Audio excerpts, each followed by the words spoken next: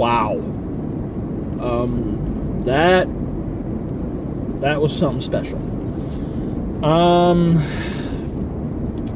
So I can say this without any kind of fear of being contradicted, I think, is that Guillermo del Toro is not only one of my favorite working directors, I think he's one of our best directors right now. I think he is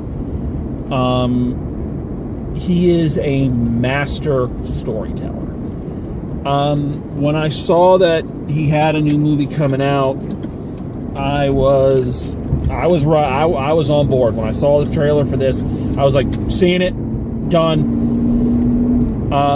Because he tells these beautiful monster stories.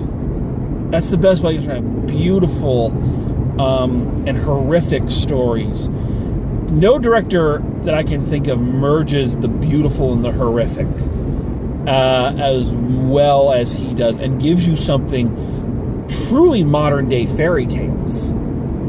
Guillermo del Toro does kind of two separate films. He does his blockbusters, which are things like Hellboy and Pacific Rim, and these are films that are big crowd pleasers. They have the action set pieces, but in their detail, there is so much beauty.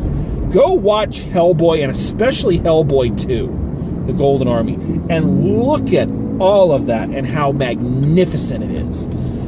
So he has that, and then he has his, I guess what you call his prestige pictures. The films that you can tell are very, very deep to him artistically. And those are the ones that, again, blend beauty and horror into these amazing modern-day fairy tales that are just astonishing. If you have never seen Pan's Labyrinth, you need to go see Pan's Labyrinth. All right? Go see Pan's Labyrinth if you haven't. It's everything I'm talking about.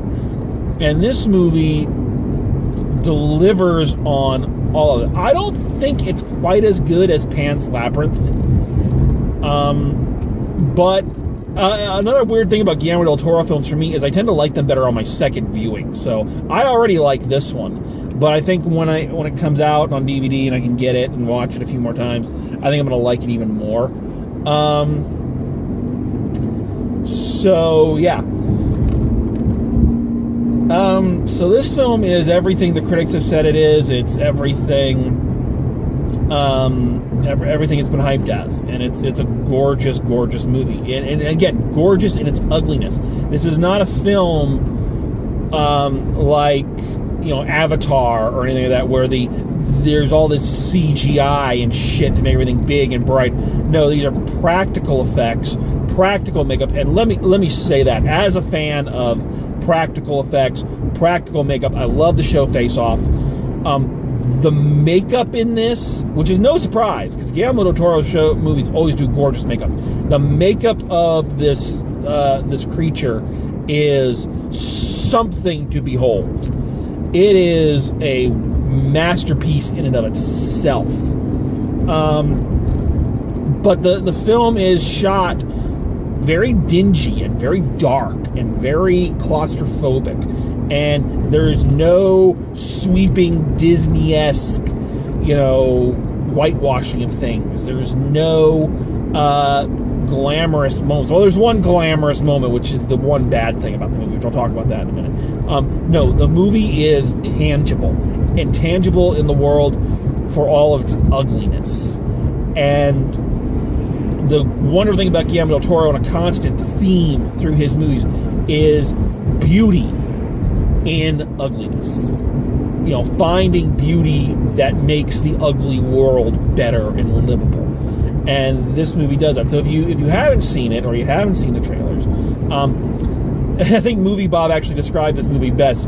This movie is basically, what if, in old monster movies like Creature from the Black Lagoon and Robot Monster, there's always this scene where the creature, picks up the girl and carries her off. and she's kicking and screaming, and the hero has to come and save her and all that shit. So this movie is, but what if the girl being carried off was into it? Yeah. So it's the 1950s, and some government research facility or something has captured basically the creature from the Black Lagoon. And there is a mute cleaning woman played by Sally Hawkins who befriends the Gill man and essentially falls in love with him and rescues him, and it's a whole thing. And it's phenomenal. So let's talk about a couple things here. Another staple of Guillermo del Toro's work is communication. The communication is a big thing for him in his work. And this movie is amazing in what it does with communication. You have one character, Sally Hawkins' character, who can't speak. So everything that she is communicating, it's through sign language and through facial expression. Likewise, the Gill man, played by makeup actor, supreme Doug Jones, doesn't speak. So everything he is feeling, he is doing through body language and facial expressions. And without an out loud, spell everything out, script, these characters, you get their relationship and you understand it and you see it bloom and you see it, prosper. And it's a tribute to both the actors and how good they are, and to the direction and the writing and how good it is. All right, so that's fantastic. I got to give big ups to those two actors, to Sally Hawkins and Doug Jones, both of whom pull an enormous weight. Sally Hawkins, I think, definitely needs to get her praise because, again, a character that can't speak, and yet carries all this emotional weight. I think it's also important. This may sound weird, and this is going to sound like a backhanded compliment, but if this movie was done by anybody else, the actor who they would have cast to play the girl would have been some, bleach blonde beauty, some, and nothing against any of these actors that I'm about to, but they would have been, Jennifer Lawrence or Scarlett Johansson or something like that. Not that I have anything against them; they're excellent performers, but their beauty is so much a part of their persona that even when you try to, ug them up, put them in glasses and coveralls, kind of thing, it doesn't work. And Sally Hawkins in this film is very much a plain person. She is not a glamour queen. She's not dolled up.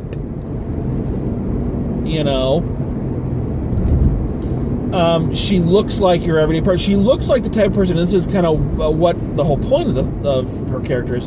She's the kind of character that people would not look at. They wouldn't give a second thought to. She's mute. She's someone who passes under the radar. So I really appreciate that he went that way. I gotta give big ups. Another acting shout out goes to Octavia Spencer. Octavia Spencer is one of those actors that I did not like the movie that she won her Oscar for at all. And I did not like her character in it at all. But I have loved her in everything I've seen her in since. So that's kind of weird. But she pulls some really heavy lifting here and does a really great job. She plays Sally Hawkins' friend, another cleaner. So she does an excellent job. There are only two things I can think of to kind of find some fault with this film. Since I'm on the acting, let's talk about the acting. So the one character I did not like is our main villain, our main antagonist. And I know we're not supposed to like him, but so the main bad guy is kind of they never say if he's a G-man or what he is necessarily, who is kind of overseeing this whole project. You know, he's the one who's torturing the Gill Man. He's using a cattle prod on him and all this. So we're not. So yeah, so there's him. He's kind of a, you know, he's the dick. His character is the one character that I don't feel works as well. And that's because his character is so kind of one note from, again, another aspect of Guillermo del Toro's directing and writing is that he likes melodrama. In other words, he likes characters whose ideological philosophies are known, and they are known to the audience right away, and, you know, we don't have to guess. So, you know, go watch any of his movies, and they're filled with those characters. You know who the bad guy is in a Guillermo del Toro movie. You know who the hero is. So the thing is this guy acts just so much like a psychotic dick.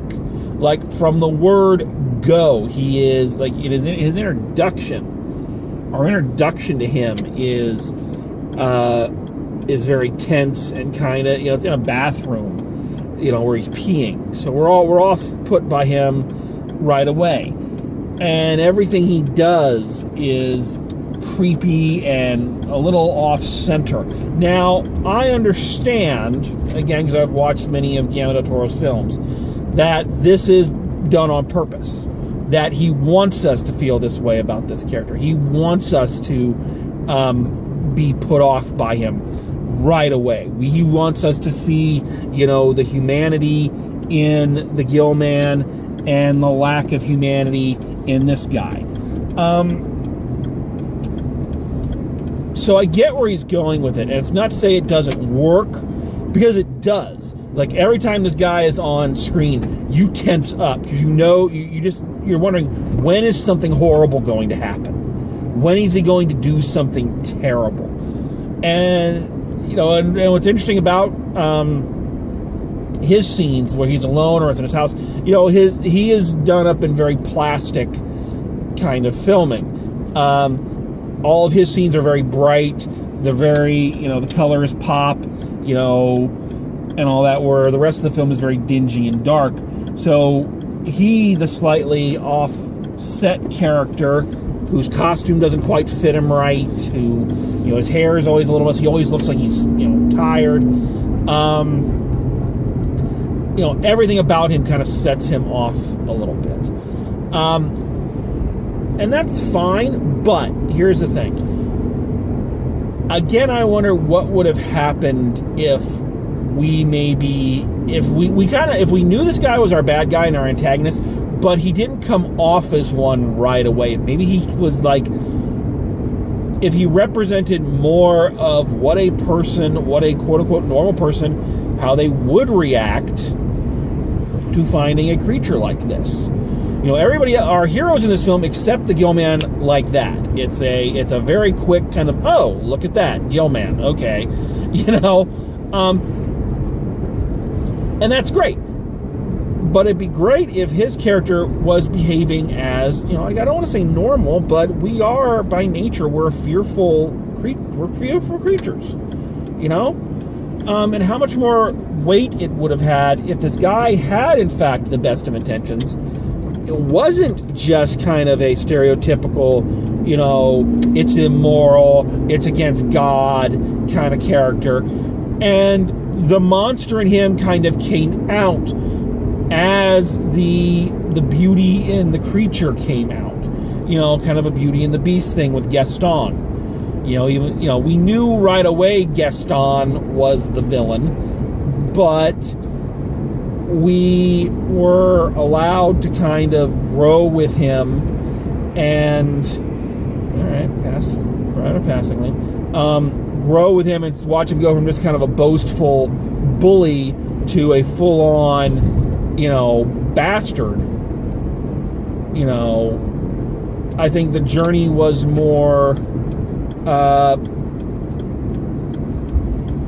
What was? No, I went the wrong way. The message came out a little bit better.